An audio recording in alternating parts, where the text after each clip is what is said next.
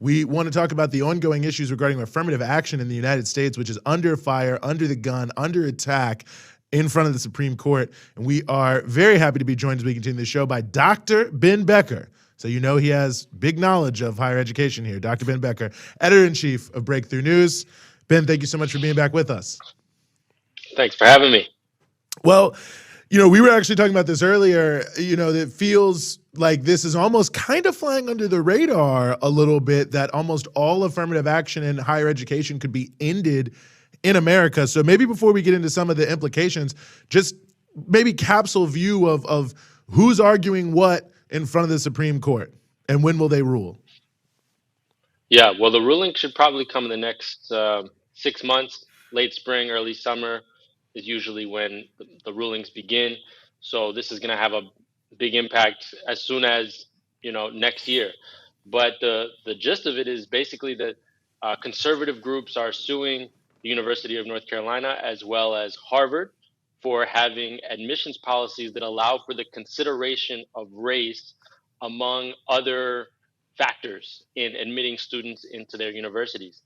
And so it's really the culmination, you could say, of a decades-long effort by conservative legal strategists and conservative groups to claim that affirmative action policies, which were created in the late 60s and early 70s, are essentially racist against white people, that they are anti-white and discriminatory, and are actually utilizing the landmark civil rights cases that were used to deal with the legacies and realities of anti-Black racism, the Civil Rights Act of 1964 and the Reconstruction Amendments, which struck down the mass civil rights violations of millions of Black people in the South.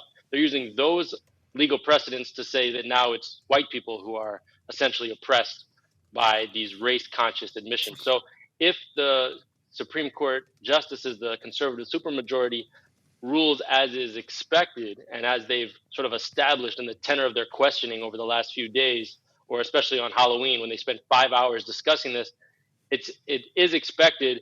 Of course, things could change depending on the level of struggle, but it's expected that race-conscious admissions, just even the consideration of race in understanding an applicant, will be ruled unconstitutional, which will undoubtedly lead to mass diminution, a decline in Black and Latino college acceptance rates, especially at the very selective universities.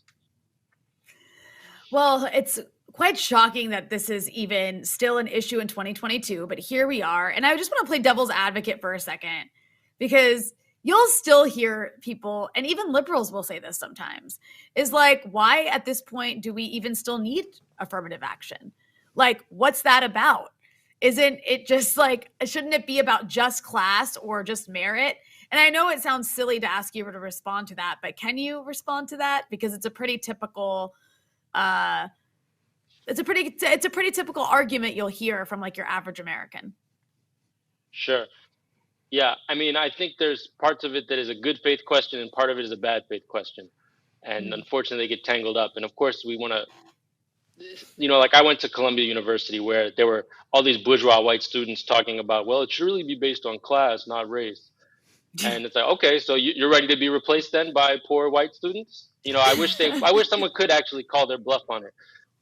Because I think it's purely a rhetorical device to basically destroy race-conscious affirmative action for a lot of people. It's not actually, there's no class project or class agenda to really overturn the centuries of bourgeois education and take these elite universities and deliver them in the hands of the working class, if only. So that's one half of it. I think the other half, though, the question about how to do it in a race-neutral way, how to really go after a class-based affirmative action, it hasn't really been proven that there's a way to do that actually leads to large numbers of Black students still going to these universities. And when they've eliminated race considerations and they've said, oh, we're actually going to have class considerations and so forth, the reality is that the percentage of Black and Latino students goes way, way down.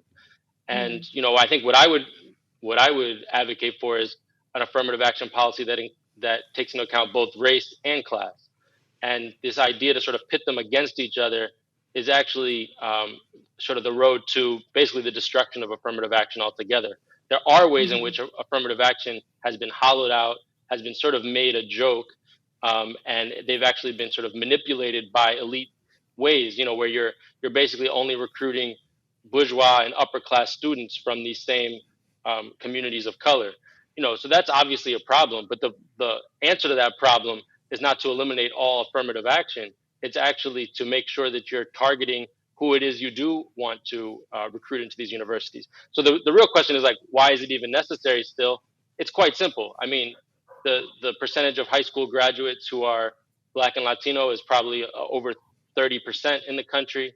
And when you look at, all the elite universities, it's starting to change a little bit in some cases. But again, we have to actually dig into the statistics, or you look at the elite institutions that govern all the things in our lives, the corporations, the school systems, all of it, they're still overwhelmingly white and from the same bourgeois white class. So the question is, like, are we okay with 14% of high school graduates being Black and then being 1 or 2% of college graduates? And if you're not okay with that, then there has to be a policy to remedy that. And that's where affirmative action comes from. It doesn't come from actually the desire for diversity. This is unfortunately a way in which affirmative action has been sort of whittled down and weakened. Affirmative action comes from the desire to remedy a past harm. That's really the movement for it. Where does it come from? It's saying, well, look, the country was reckoning with centuries of slavery and Jim Crow. And the question is, how do we overcome that problem? In the 1960s and 1970s, you had people in rebellion, you had the civil rights movement, mass civil disobedience. People were demanding inclusion, not from the standpoint of, oh, I just want to be near white people, but they wanted equality and they wanted equal access to the finest institutions. And the whole way of framing it around diversity, obviously I'm for diversity too, but that even sort of changes the conversation to be about, the benefits basically of white students to be in proximity with Black and Latino students. But that's making it a benefit for white students. Really, the benefit that affirmative action is supposed to be for was for the communities that have been historically disenfranchised, recognizing, and this is the thing that nobody wants to hear and nobody wants to apparently argue in the Supreme Court, including, unfortunately, the pro-affirmative action side, is that for many decades, affirmative action was white in this country. And it was, of course, middle class and white overwhelmingly, but we had a middle class that was built that was overwhelmingly white in this country through housing policy and educational policy. So the question of who then got into college generations down the line, it was already stacked against Black students in particular. So that's what the affirmative action policies of the 1960s and 70s were trying to reverse, was the de facto affirmative action that had historically privileged middle-class white people's entrance into these universities. Well, I think it's such an important point because that accumulated legacy is so much of why, there's essentially every class-based category, right? Like the worst parts of it are disproportionately Black. And I think there's a statistic, remind me of the statistic, but about, Black young people who are in like the highest income quintiles, their family, the top fifth, also have the highest rate of, I guess, dropping out of that. I don't know the exact stat, but I think that speaks exactly to the point you're making about the accumulated, impact of this racism. Yeah. So let's actually tease it out, because this is, for those who have the good faith argument, like we should just target based on income alone and not race. If you actually were to do that, let me explain to you why it would be insufficient. Because the top 20% of if you're a Black person in the top 20% of income, meaning what your salary is, what your family salary is, your children have a 50-50 chance of remaining in the top 20%. And they have not 50, they have the same chance of remaining in the top 20% as they have of ending up in the bottom 20%. Meaning downward social mobility is a big feature of the Black community, even for those who do, for a moment, end up with a higher income. And for white families, it's very different. You have a 5 times greater likelihood of remaining in the top 20% than you do of falling to the bottom 20%. Now, why is that?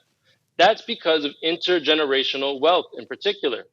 That, for many white families, because many of them have a relative who has property, or they have parents who have property, they have inheritance. Inherited wealth is about $170,000 for your average, your median white family, and 17,000 for your median black family. So a 10 times difference.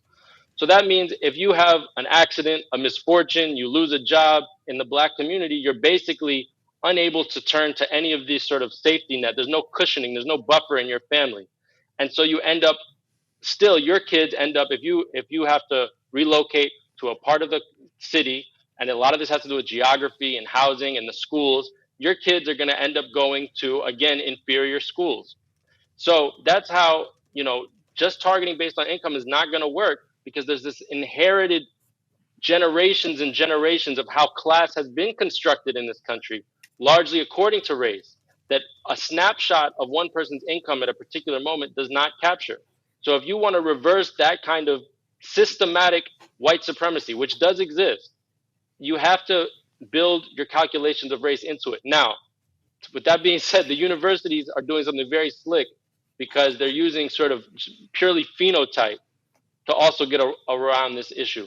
And what I mean by that is they're increasingly recruiting students, usually from upper class or bourgeois backgrounds, from the Caribbean, from Africa, or a very slim sort of fraction of black students who went to white prep schools, and they're bringing them in, and a lot of these students can then pay full price, and a lot of these students are, meeting their diversity targets, but they're not actually changing the overall situation, which is in cities like Baltimore or DC, where you have thousands and thousands of working class black young people, men and women. They're still locked out of these universities, but the universities get to claim that they're 14% black or 15% black. So yeah, that's a problem. But the way you address that is by actually targeting the working class communities that you do want to recruit.